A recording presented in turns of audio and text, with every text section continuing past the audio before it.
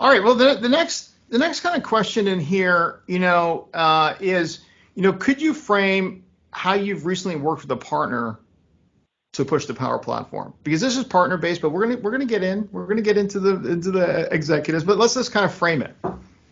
Yeah, no, that's a great question. I mean, quite a lot of our business is actually facilitated working with really great partners, and Mhm. I think the opportunity right now is to identify where there are complementary opportunities. Because if you're a partner that's focused on deploying Dynamics field services for the last 5-10 years, your customers today as well as these partners are looking for ways to extend that value proposition to their customers. So for us, it's been this really nice integration, this really nice segue into working with partners, because they have this solution, they have an install base, or maybe there's net new customers and they're saying, hey, they're coming to us and we want to extend this. Or sometimes our partners are coming to us and saying, hey, we have this idea that our customer shared with us.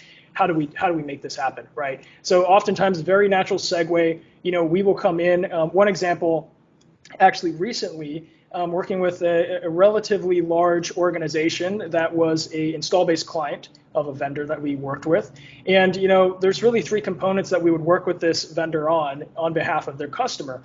So number one, it's the customer experience and user experience component that we always start with, really understanding, interviewing stakeholders, and really facilitating these workshops to get a really good understanding of, hey, what are the needs, what's the scope, what are the requirements, right? So I don't think that's necessarily too much of a surprise, probably to any of us on this call here.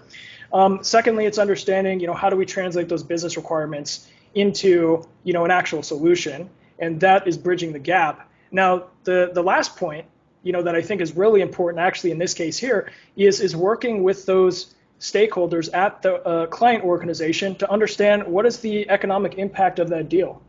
Going through and identifying what is the current situation, understanding how much time, resources, and money is this current customer sort of sitting in, and how, by leveraging the Power Platform, can we give them a predictable ROI model, right? Not only for their own, not only to be at ease with the project, but also to help them perhaps close the deal with their executive stakeholders that they need to make the case to.